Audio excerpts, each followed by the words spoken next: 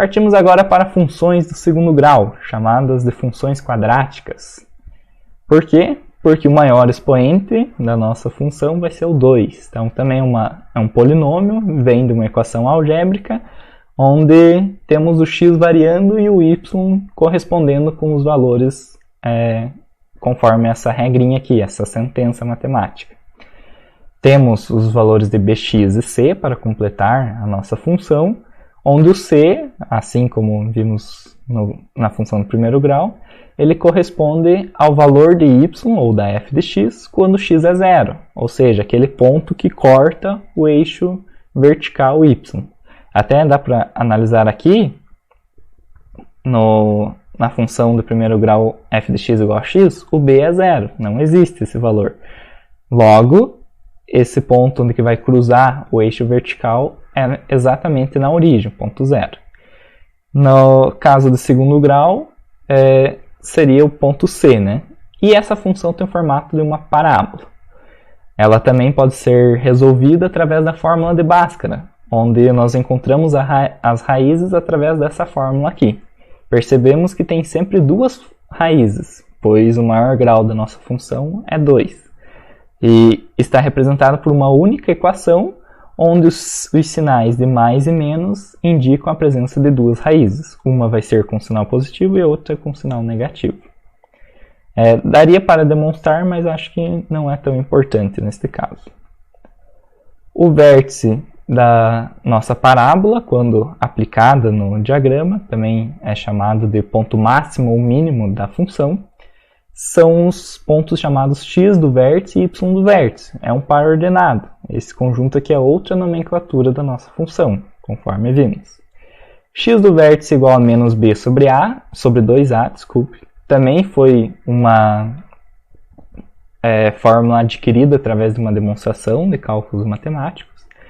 E, analogamente, o y do vértice é menos delta sobre 4a, onde o delta é b ao quadrado menos 4ac.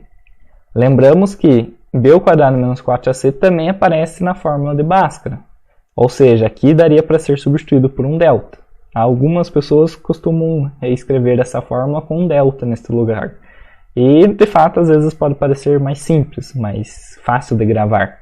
Eu prefiro deixar a forma explícita, assim, mais completa, para não ter trabalho de ficar fazendo contas separadas. Já faço tudo de uma vez. Mas fica a critério, cada um faz do jeito que achar melhor. O domínio das funções parabólicas ou quadráticas de segundo grau são os reais. Conforme as equações de primeiro grau, essa daqui também vai preencher todos os valores de x, não tem restrições. Já para a imagem, vejamos que tem uma diferença.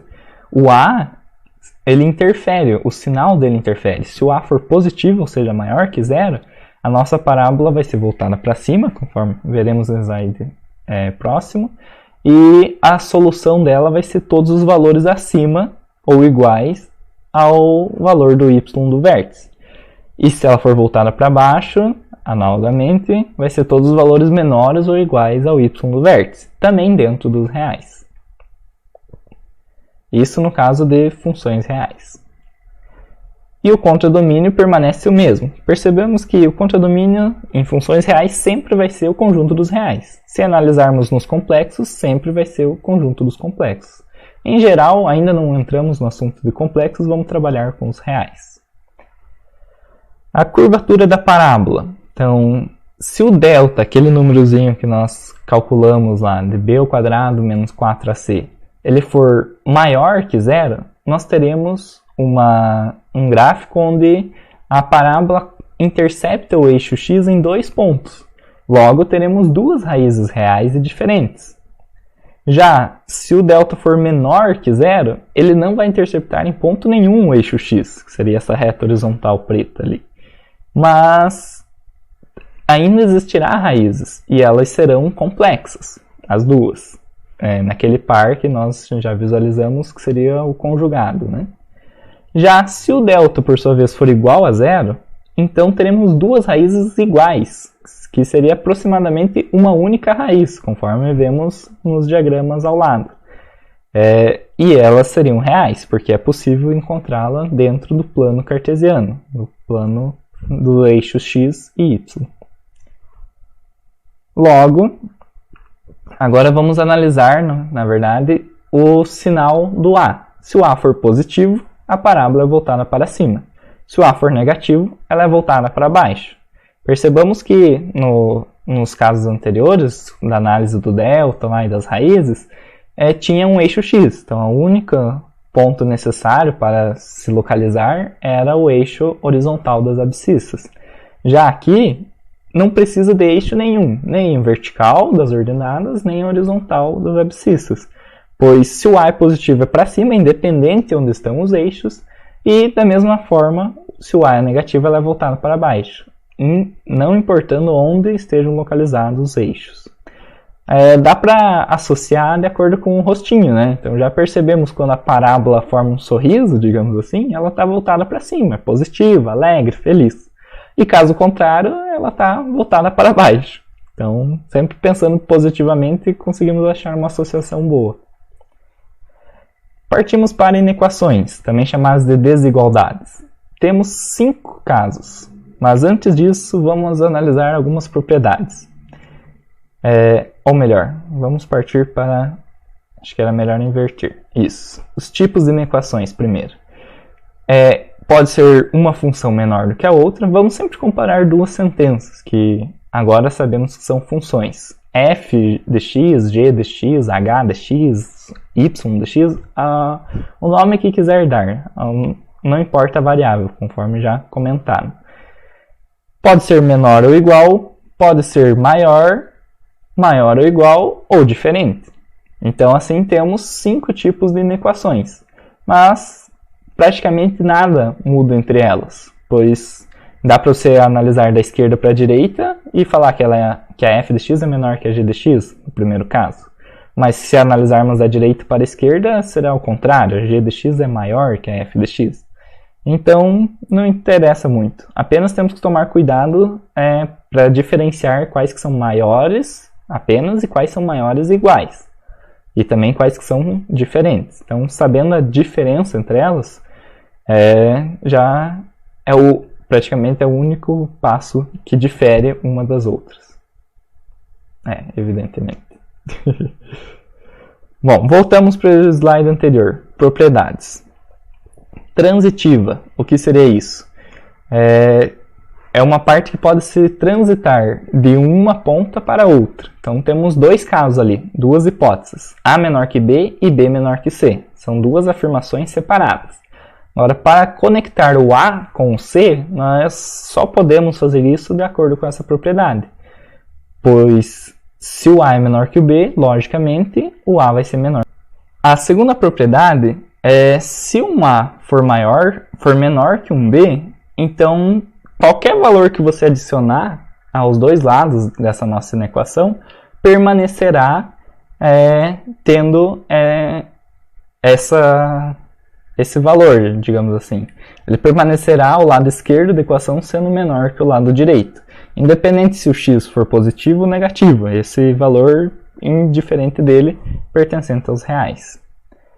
Agora, vejamos se temos um C positivo, que ele vai interferir nessa nossa desigualdade inicial de forma como um produto, ou um quociente, também não importa muito, uma divisão. A desigualdade permanece a mesma, pois esse valor é positivo. Então, se você multiplicar qualquer valor positivo a essa desigualdade, dos 2 lados dela, manteremos o sinal para o mesmo lado. Agora vejamos que a propriedade 4 ela é importantíssima porque é diferente. Se multiplicarmos por um valor negativo, então vamos pegar o menos 1, visto que qualquer número a gente pode tirar em evidência o menos 1. E multiplicarmos os 2 lados da equação, o sinal entre eles, né, dos 2 termos, inverte de posição. Então, se antes o A era menor que o B, quando multiplicado por C, dos 2 lados da equação, AC ficou maior que BC. Então, muita atenção nessa propriedade, que é a principal pegadinha, digamos assim, das inequações.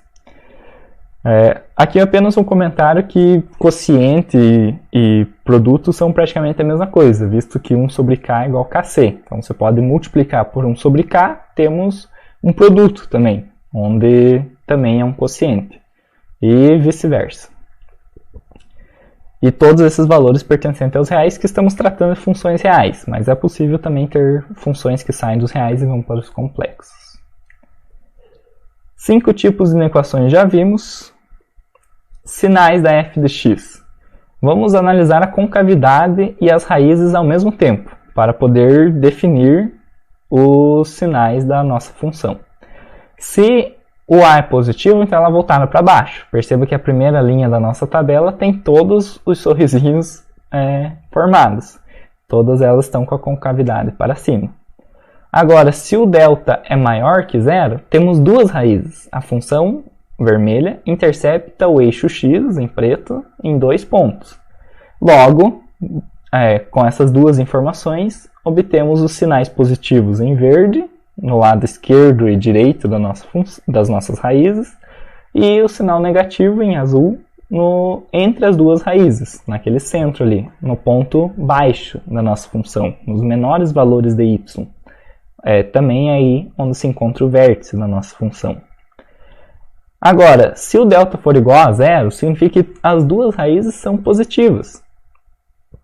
Logo, as duas raízes são iguais, desculpe. Logo, todos os valores são positivos de y, independente se o x está antes ou depois da nossa raiz.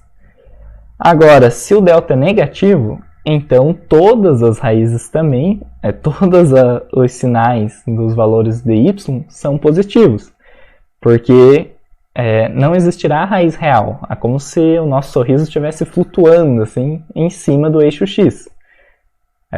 Até o vértice da nossa função será positivo, enquanto que nos dois casos do meio, a raiz, que seria o vértice da nossa função quadrática, seria y igual a zero, ou f de x igual a zero.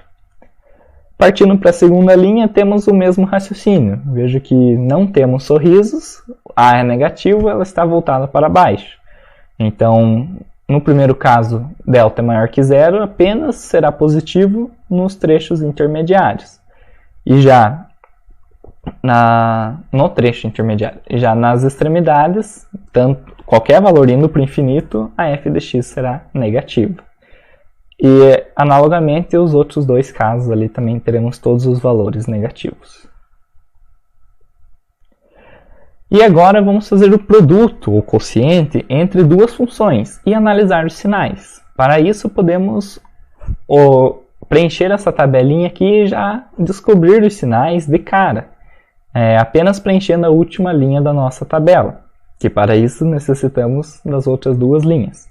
Vamos colocar nela apenas o sinal de positivo ou negativo, antes de cada uma das raízes e entre elas, assim como depois. Análogo ao caso anterior, onde nós fizemos, para ver os sinais de segundo grau. Só que aqui pode ser para qualquer grau de uma função polinomial, seja ela de segundo, terceiro, primeiro, quarto e assim por diante. Vamos ver um exemplo. Menos 2x² mais x mais 3 vezes x é maior que zero. Se é maior que zero, temos uma inequação. Se temos x² como o maior termo, ela será de segundo grau? Não, pois todo esse parênteses está multiplicando o x. Logo, x² não é o maior termo. x³ seria o maior termo após desenvolver esse produto. Como o x está em evidência, não precisamos desenvolver, mas sabemos que ela é uma equação no terceiro grau. E também, o x estando em evidência, é possível a gente separar em duas funções. Uma que seria apenas o x, a função identidade, g de x igual a x. Lembrando do exemplo lá das funções afim, ela seria a raiz e, ao mesmo tempo, o ponto que interceptaria o eixo y seria na origem, no 0, 0. Logo, todos os valores para x negativo são y negativo também, a nossa f de x será negativa, e todos os valores positivos para x teremos y com valores positivos também. E, portanto, já podemos colocar essa raiz, o zero. Já as raízes para a nossa f de x, teremos que calcular por Bhaskara, que eu já fiz a parte, ou por soma e produto também, e encontrei menos 1 e 3 meios. Logo, preenchendo nossa tabela com com os sinais, caso não sabemos ainda, podemos chutar alguns valores. Por exemplo, coloco menos 2 na nossa f de x. Menos 2 vai dar ao quadrado 4 vezes menos 2, menos 8. Mais menos 2 vai dar menos 10, mais 3, menos 7. Deu um valor negativo. Se é um valor negativo, colocamos o valor de menos, pois todos os números, quando x for menor que menos 1, vai dar negativo, visto que não existe raízes entre elas. O nosso gráfico da função não vai atravessar o eixo x, o eixo das ordenadas. Analogamente, fazemos para todos os outros casos. Então, jogamos aí x igual a meio, menos meio, né, para obter na segunda coluna, x igual a 1, por exemplo, para obter na terceira coluna, e x igual a 51, x igual a 100, para obter na quarta coluna. É indicado usar números pequenos, mas fique à vontade para fazer o que quiser. O que importa é preencher corretamente com sinais. Negativo, positivo, positivo, negativo, no caso da f de x. E para g de x, que seria a nossa função identidade, nós já tínhamos feito de cabeça, né? Negativo antes do zero e positivo depois do zero. Agora vem o passo final, crucial, quando a gente une as duas inequações, sejam elas em produto ou em quociente. O resultado dos sinais é o jogo de sinal, que nós chamamos, quando nós fazemos a regrinha, como se a gente estivesse multiplicando os sinais. Menos com menos dá mais na primeira coluna, mais com menos dá menos na segunda e na quarta coluna, e mais com mais dá mais na terceira coluna. É como se fosse um menos 1 ali, oculto multiplicado. Então, menos 1 vezes menos 1, ou mais 1 vezes menos 1.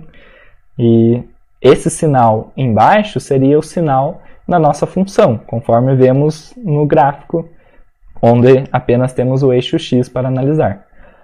O ponto onde o gráfico em vermelho intercepta o eixo x são as raízes. Menos 1, 0 e 3 meios, nessa ordem. Antes do menos 1, conforme tabela, e essa última linha que está apresentada aqui, a nossa função combinada, produto ou quociente entre a f e a g de x, é positivo. Logo, temos os sinais mais ali, em verde, antes da primeira raiz. E para todos eles, até o menos infinito. E entre a primeira e a segunda raiz, o sinal negativo, entre a segunda e a terceira, o sinal positivo, e após a terceira raiz, todos os números maiores que 3 meios para x, o nosso valor de y, o nosso valor da f de x combinada com g de x, dará um valor negativo. Beleza?